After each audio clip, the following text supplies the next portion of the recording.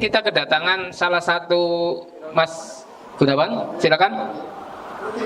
Nah, ini timnya Mas Budiman, ini dari Kudapan, Koperasi Data Pangan. Ya, silakan Pak. Mas Gunawan ini dia salah satu pengurus di Koperasi Data Pangan Nusantara ya Pak ya. Nah, hari ini beliau ingin mempraktekkan sekaligus menjelaskan soal bagaimana inovasi soal teknologi di pangan ya Pak ya. Ini mungkin yang sudah diterapkan. Jadi judulnya nanti soal smart farming, pertanian cerdas gitu. Nah, cerdasnya seperti apakah petaninya sekarang belum cerdas? Nah, atau sebenarnya seperti apa? Nanti kita akan lihat. Jadi sambil nanti Pak Gunawan memberikan penjelasan soal apa yang sudah beliau ciptakan dalam teknologi pertanian, timnya akan mempersiapkan demo nanti di sini. Moga silakan waktu dan tempat saya. Ya, oke. Terima kasih Bapak Ibu sekalian. Terima kasih Pak Budiman dan Pak Moderator. Assalamualaikum warahmatullahi wabarakatuh. Salam sejahtera untuk kita semua. Sekali lagi terima kasih atas kesempatan yang diberikan. Saya Gunawan, saya mewakili Kudapan, Koperasi Data Pangan Nusantara, yang dibangun atas inisiatif Pak Budiman dan rekan-rekan Pak Teddy juga. Dan ini adalah kesempatan yang baik sekali buat kami untuk bisa memperkenalkan smart farming itu seperti apa, pertanian cerdas seperti apa. Mungkin banyak orang berpikir itu yang namanya pertanian cerdas ya asal kita pakai teknologi, asal kita pakai internet, asal kita bisa jualan online itu sudah pertanian cerdas. Padahal inti dari pertanian cerdas itu sebenarnya satu, yaitu bisa menghemat biaya operasional. Dalam hal ini adalah biaya pupuk. Kita udah tahu ya biaya pupuk makin mahal, makin langka, dan makin sulit diperoleh. Kemudian yang kedua, selain kita bisa menghemat biaya-biaya operasional, biaya pupuk, biaya tenaga kerja, kita juga bisa meningkatkan produktivitas panen. Nah, ini saya tadi sangat terkesima dengan apa yang disampaikan oleh Pak Budiman dengan yang namanya pengembangan SDM. Nah, ini korelasinya sangat kuat nih, karena dengan pertanian cerdas atau smart farming ini, kita nggak cuma sekedar menghadirkan teknologi, tapi kita memberdayakan petani. Bapak Ibu sekalian, kita ada di dalam situasi yang krisis. Saya kira mungkin kepala desa sudah banyak mengetahui informasi dari Kementerian Pertanian ya. Saya terus terang baru mulai menggeluti dunia pertanian sekitar 5 tahunan, jadi belum terlalu lama. Tetapi kalau saya melihat data-data, saya prihatin, sedih, dan sangat khawatir. Petani kita di seluruh Indonesia yang usianya di bawah 45 tahun itu hanya 30% dari total petani di seluruh Indonesia. Total seluruh petani itu ada 33 juta. Dan petani yang kategorinya milenial di bawah 45 tahun itu hanya 30%. Dan setiap tahun menurut data kita mengalami penurunan paling tidak 1 juta orang petani. Bukan penambahan atau maksudnya tetap juga enggak, apalagi penambahan. Kita berkurang. Nah, ini mesti harus diimbangi dengan teknologi, dengan sistem. Kita sebutnya digitalisasi pertanian yang mudah-mudahan dengan apa yang sangat-sangat penting yang disampaikan oleh Pak Budiman tadi mengenai pentingnya SDM, ini kita bisa merealisasikan atau mengimplementasikan satu teknologi yang juga bisa meningkatkan produktivitas panen, dan itu perlu diisi atau perlu disupport, didukung sama orang-orang yang punya kapasitas. Apakah sulit? Sebenarnya enggak, cuma tinggal kemauannya kita aja. Oke, saya akan menjelaskan enggak melalui presentasi karena akan sangat membosankan kalau presentasi. Banyak teorinya di sana, saya akan bawa perangkatnya. Jadi kira-kira butuh waktu sekitar 10 menit untuk bisa mempersiapkan demo, persiapan perangkat, teknologi smart farming atau pertanian cerdas ini.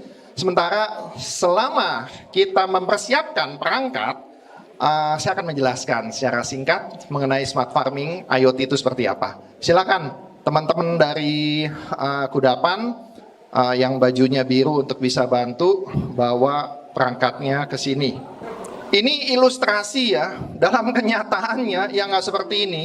Yang sama nanti adalah ini perangkat panel IoT. Sebenarnya pertanian cerdas ini otaknya adalah ini perangkat IoT. Sedangkan ini adalah ilustrasi seolah-olah ada pertanian, ada tanaman yang mana nanti dengan menggunakan IoT ini kita bisa melakukan dua hal. Satu, kita bisa mendeteksi unsur hara atau kesuburan tanah, dan ini penting sekali, luar biasa pentingnya, karena ini akan menjadi dasar buat kita untuk memberikan pupuk yang tepat sasaran, tidak kurang, tidak lebih. Dan dari situ berdasarkan apa yang sudah kita lakukan, kita bisa menghemat 50% pupuk, Bapak Ibu sekalian. Sekali lagi, 50% pupuk. Kita sudah implementasikan, kita sudah lakukan, kita bisa menghemat 50% pupuk. Nah, selain itu, selain kita bisa mendeteksi unsur kesuburan tanaman, kita bisa melakukan penyiraman secara otomatis, penyiraman ini pakai air, penyiraman air, dan penyiraman nutrisi. Jadi deteksi kesuburan tanah kita bisa dapatkan, kemudian kita analisa, dan kita bisa, betul sekali. Dan pupuknya nggak sia-sia juga Pak, jadi tepat sasaran. Ya, jadi airnya ini kita lewat sprinkler atas, kemudian kalau pupuknya lewat ini Pak, lewat irigasi tetes di bawah. Ini contoh ya. Ini kita bisa lakukan di tanaman yang basisnya greenhouse atau open space. Open space artinya ruang terbuka. Dan justru yang sudah kita terapkan 90% banyaknya di ruang terbuka. Jadi Bapak Ibu sekalian, kalau menghemat, saya jamin menghemat 50% pupuk, dan pupuk itu mahal sekali Pak. Pupuk NPK sudah diuji coba. Kemudian kita bisa meningkatkan pendapatan bersih, bukan pendapatan kotor ya, pendapatan bersih petani itu sampai lebih dari 2 kali lipat. Ya tentunya masih diimplementasi dulu teknologi IoT, kemudian kita analisa, dan kita punya tim penyuluh yang bisa membantu petani untuk menganalisa dari angka-angka NPK yang keluar itu seperti apa. Kemudian kita bisa memberikan pupuk yang tepat sasaran, tidak kurang tidak lebih, dan tepat persis seperti apa yang dibutuhkan. Nah ini berdasarkan pengalaman kita Pak, punten ya. Kebanyakan petani itu memberikan pupuk rata-rata seminggu atau 2 minggu sekali ya Pak ya. Rata-rata ya, ada yang 10 hari, ada yang seminggu sekali, atau kalau tanamannya itu perkembangannya itu kurang optimal berdasarkan cara-cara tradisional, berdasarkan pengalaman, berdasarkan habit mereka, rata-rata seminggu sekali. Kita Pak, berdasarkan data yang ada di sini, ternyata itu diberikan seminggu sekali itu berlebihan banget. Akhirnya dari data-data yang ada di sini, setelah kita berikan pupuk di tahap pertama, pupuk tahap kedua kita hanya berikan di 5 minggu berikutnya. Jadi untuk satu periode penanaman tomat, ini ilustrasinya tomat ya, karena kita sudah lakukan di tomat. Tomat itu kurang lebih sekitar 3 bulan ya, rata-rata. Para petani pada umumnya memberikan pupuk itu sekitar 6-8 kali. Kita cukup 2 kali. Cukup 2 kali, karena kita hanya berikan pada saat dibutuhkan. Tapi nggak cuma pupuk yang sama. Dari data-data yang dikeluarkan IoT ini, kita bisa melihat unsur nitrogennya berapa banyak, fosfornya berapa banyak, kaliumnya berapa banyak, pH-nya seberapa besar, kelembaban dan sebagainya. Kemudian kita melakukan peracikan antara pupuk NPK, KNO3, SP36, dan pupuk booster organik. Yang paling mahal, punten ya, biang keroknya pupuk yang paling mahal adalah pupuk NPK. Nah, pupuk NPK ini yang kita bisa mengurangi sampai 50%. Sementara pupuk yang paling murah adalah organik. Nah, kita tambahkan dengan racikan organik, dan itu bahkan bisa meningkatkan produktivitas panen menjadi 40% lebih tinggi, Pak. Jadi, hasil yang kita capai setelah kita implementasikan sistem ini di tanaman tomat, di mana-mana rata-rata tomat itu bisa panen atau mulai panen itu di hari ke antara 80 sampai 85, Pak. Kita di hari ke-63 udah panen, Pak. Kemudian rata-rata tomat itu dalam kondisi, ini tomat yang dataran rendah ya, karena kita uji coba yang tomat dataran rendah. Itu rata-rata hanya menghasilkan 1,1 sampai 1,2 kilo per tanaman. Kita menghasilkan 1,7 kilogram per tanaman, Pak. Jadi dengan implementasi, sekali lagi, implementasinya bukan cuma sekedar dipasang gitu aja, tapi kita nanti akan menerima data, dan persis seperti yang dikatakan oleh Pak Budiman, kualitas SDM penting banget di sini. Tapi kualitas SDM bukan lantas dia belajar sendiri, enggak. Tentunya akan dibantu oleh tim Kudapan. Ya, kita ini dari Koperasi Data Pangan ya punya penyuluh ya, punya punya kompeten, kapasitas, dan pengalaman yang sudah mumpuni. Kita punya tim penyuluh yang kapasitas pengalamannya udah lebih dari 40 tahun, Pak. Jadi sudah sudah sudah sangat kompeten lah. Nah, oke, langsung kita uji coba aja. Ini udah bisa ya. Jadi kita colok ke sini. Udah. Nah, kemudian kamu tunjukin pakai ini. Mungkin saya jelaskan ke Pak Budiman. Ini kok nol kecil? Hah? Oke. Boleh dikasih ini dulu aja.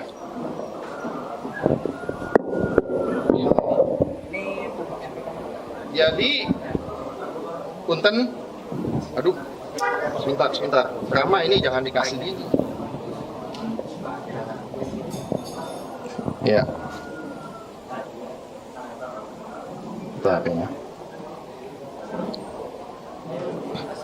Enggak, ini jadiin grafik gimana? Oh, dashboard. Ya.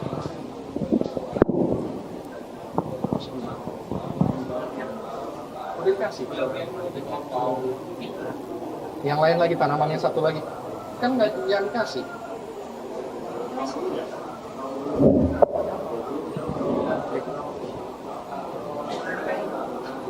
Jangan dikasih dulu, jangan dikasih.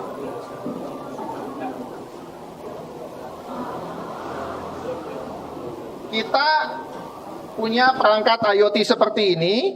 Kemudian fungsinya ada dua sekali lagi. Satu, mendeteksi unsur kesuburan tanah. Nah, unsur kesuburan tanah itu diperoleh dengan cara kita menempatkan sensor IoT di sini. Kamu coba reverse. Sensor IoT di sini, ini sensor IoT-nya. Nah, ini adalah teknologi baru dan baru pertama di Indonesia. Jadi dengan bangga kita atas nama Kudapan ini meluncurkan satu teknologi IoT baru yang bisa mendeteksi unsur kesuburan tanah sampai tingkat nitrogen, fosfor, dan kalium yang sebelumnya belum ada. Sebelumnya hanya pH, kelembaban, suhu, tingkat cahaya, dan sebagainya. Saya terus kooperasi ya, ini bukan korporasi ya. Kooperasi artinya apa? Yang nanti mendapatkan keuntungan selain petani sebagai konsumen, juga petani menjadi anggota kooperasi. Jadi keuntungannya juga dibagi rata. Ini kooperasi ya. Kita kerjasama dengan perusahaan-perusahaan, dengan teknologi, tapi kita kooperasi. Itu filosofinya yang membedakan. Ya, oke, monggo terus. Terima kasih Pak Budiman. Betul sekali, kooperasi. Karena di kooperasi ini kita bertemu dengan, atau kita masuk ke dalam ekosistem, ada petani, ada penyuluh, ada pemerintah, ada lembaga masyarakat, dan lain sebagainya. Jadi kooperasi ini penting sekali. Karena merupakan ekosistem di mana pertanian ini bisa berkembang secara lebih baik. Dan unsur teknologi juga berkembang. Oke. Jadi mungkin sekilas aja saya kasih lihat. Bentar Pak. Setelah kita colokin sensor tersebut, kita akan dapat data-data seperti ini. Di sini misalnya nitrogennya sekian, fosfornya sekian. Ini data-datanya Pak. Bentar. Langsung kelihatan. Ini sekedar ilustrasi ya. Ada nitrogen, fosfor, kalium, dan ini yang penting sekali. Ini yang menjadi dasar bagi pemberian nutrisi. Ya. Nah, kemudian kita kasih contoh. Ini contoh ya. Nitrogennya 90, fosfornya 57, kaliumnya 122. Coba Rama dikasih NPK di belakang. Udah. Sedikit aja. Sebenarnya sedikit ya, Rama. Pemberian pupuk sedikit aja itu bisa memberikan hasil yang besar. Nah, ini yang kita tidak pernah tahu karena tidak ada alat ukurnya sebelumnya. Sekarang karena kita udah tahu ada alat ukurnya, kita jadi tahu kapan kita harus kasih pupuk, berapa banyak, tipe pupuk seperti apa, dosisnya gimana, dan intervalnya kapan kita harus berikan. Dan ini penting sekali. Karena selama ini kita banyak memberikan nutrisi itu secara berlebihan karena kita nggak tahu takarannya seperti apa, boros. Dan imbasnya yang agak mengerikan adalah kualitas tanah jadi menurun Pak.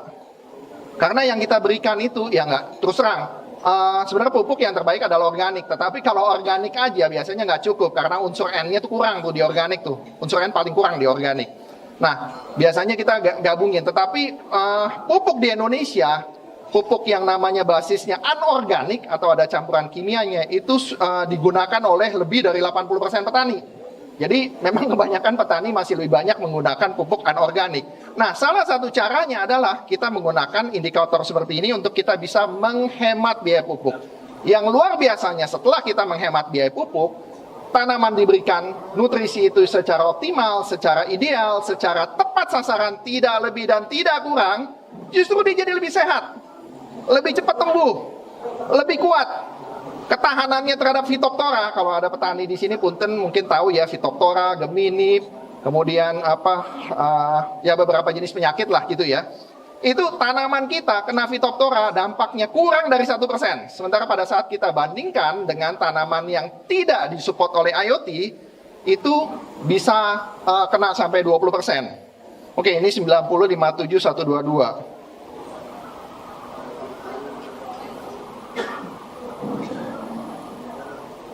Bisa dilihat naik langsung 123, 79, 166. Kita kasih itu Pak, itu cukup loh untuk selama 1 bulan Pak. Jadi dengan kasih yang sedikit itu tadi, itu sekali lagi cukup untuk 1 bulan. Kenapa kita tahu 1 bulan? Karena kita tahu alat ukurnya. Dan kenapa? Ya karena pengalaman kita terus terang ya 1 bulan ya.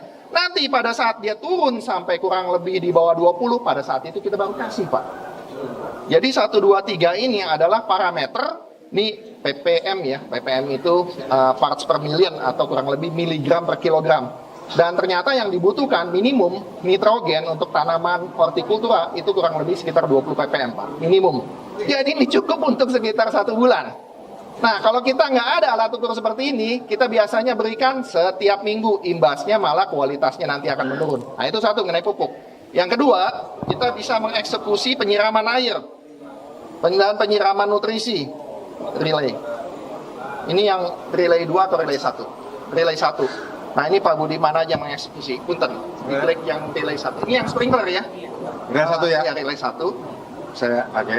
Relay 1 ya. Jadi nanti tiap petani itu pegang ini nanti. Jadi sekali. Petani bawa pegang. Langsung kok. Namanya air kemana-mana, ini kalau kita problem pertanian di daerah tandus sekalipun itu subur dan terkontrol Pak. Terkontrol tapi setiap atas air itu nggak ada sia-sia. Misalnya kepada yang irigasi tetes. Itu tadi yang irigasi penyiraman air. Sekarang kita mau coba ganti ya, ini karena ilustrasi kita ada ini ya. Udah? Oke, silakan yang relay 1 lagi Pak. Yes. Nah, sekarang yang turun adalah yang yang itu belum mati. Ya, mati ya? Sebentar. Oh, udah ya. Nah, yang keluar adalah irigasi tetes nih Pak. Yang tetes ini. Ini adalah yang keluar adalah irigasi tetes ini. Ini adalah irigasi untuk pemupukan atau penyiraman nutrisi. Dan kita bisa takar jumlahnya berapa sehingga persis seperti yang kata Pak Budiman tadi, itu tidak berlebihan dan tepat sasaran. Ya, silakan. Ya, udah. Jadi ada air, ada pupuk, semuanya dihemat, nggak ada yang berlebihan. Ya. Apa? Menghemat biaya produksi 50%, pupuk Betul. yang meningkatkan Produktivitas panen sampai 40%. sampai 40%. Dan pendapatan petani bisa bertambah bersih ya, sampai lebih dari 2 kali lipat Pak. Bersih, pendapatan bersih petani naik 2 kali lipat. Itulah teknologi, ya. Dan inilah kembangkan seluruh desa di Indonesia. Jadi nanti swasembada pangan itu mudah tercapai dan mudah abadi. Ya kira-kira gitu. Ini baru pertanian, belum yang manufacturing, pengolahan pabrik apa itu. Kita semua ada timnya, tim koperasi. Tim koperasi dan tim bukit algoritma kita mengembangkan teknologi-teknologi seperti itu. Ada teknologi satelit, ada teknologi energi terbarukan, ada teknologi pertanian, ada teknologi pendidikan, ada teknologi kesehatan. Itu tim kami di Bukit Algoritma dengan ekosistem koperasi-koperasi ini. Kenapa kami bikin Bukit Algoritma dan koperasi? Karena ini untuk merespon undang-undang desa. Supaya uang yang turun itu tidak sekedar bingung, ini mau diapakan. Ayo alokasikan untuk hal-hal yang menyongsong kemajuan. Begitu ya? Cukup nggih? Matur nuwun. Monggo. Siap, makasih. Ada lagi? Tambahkan sedikit. Saya tambahkan sedikit Bapak Ibu sekalian. Yang ideal memang sih katakan ada petani yang mengolah lahan katakan ya mungkin 5.000 atau 1 hektar atau mungkin 2.000 3.000 meter persegi dan menggunakan ini dan untuk support hortikulturanya itu ideal seperti itu. Tetapi ternyata ini juga bisa Pak digunakan katakan misalnya satu desa, satu perangkat seperti ini. Itu bisa. Karena ini bisa menjadi sentral layanan kepada masyarakat. Jadi nanti masyarakat itu petani cukup bawa contoh tanah. Contoh tanah bawa, lantas dicolokin sensornya seperti ini dan kita bisa tahu kualitas kesuburan tanahnya seperti apa. Habis itu nanti kita tanya, Bapak tanamannya apa? Dan metode penanamannya seperti apa? Nah, kita bisa sarankan pemupukannya seperti apa dan itu akan menghemat biaya pupuk kepada petani. Jadi nggak perlu semua petaninya. Kalau misalnya petaninya bisa pakai ya syukur alhamdulillah. Tapi kalau enggak, satu desa satu, ini bisa menjadi sentral layanan digitalisasi atau teknologi digitalisasi pertanian buat daerah tersebut dan ini akan membanggakan desa setempat. Demikian dari saya. Terima kasih. Wassalamualaikum warahmatullahi wabarakatuh. Salam sejahtera untuk kita semua. Pak Gunawan boleh nanya dikit? Nah ini yang pasti penasaran. Kalau mau menggunakan ini kira-kira harganya berapa ini kira-kira? Nanti dengan operasi berapa dengan desa nanti? Oh gitu. Oke. Siap. Terima kasih Pak Gunawan. Nah sekarang gitu ya. Iya. Bisik-bisik lah ya nanti ya. Oke. Sekarang kita Mungkin saya tambahkan sedikit Pak. Harga tuh relatif sekali Pak ya. Tetapi berdasarkan pengalaman kami Pak, itu bisa break even itu kurang dari 1,5 tahun Pak. Break even perangkat ini kurang dari 1,5 tahun. Bahkan kalau luas tanahnya itu di atas 5.000 meter persegi, nggak sampai 1 tahun itu sudah balik modal Pak. Oke. Terima kasih. Oke. Ya tadi kita kembali ke bumi. Nah, karena kita refleksi undang-undang desa, mungkin saya buka pertanyaan. Ya, silakan Pak Gunawan nanti kalau butuh keterangan lagi atau bisa japri juga nanti langsung ke Pak Gunawan. Ya.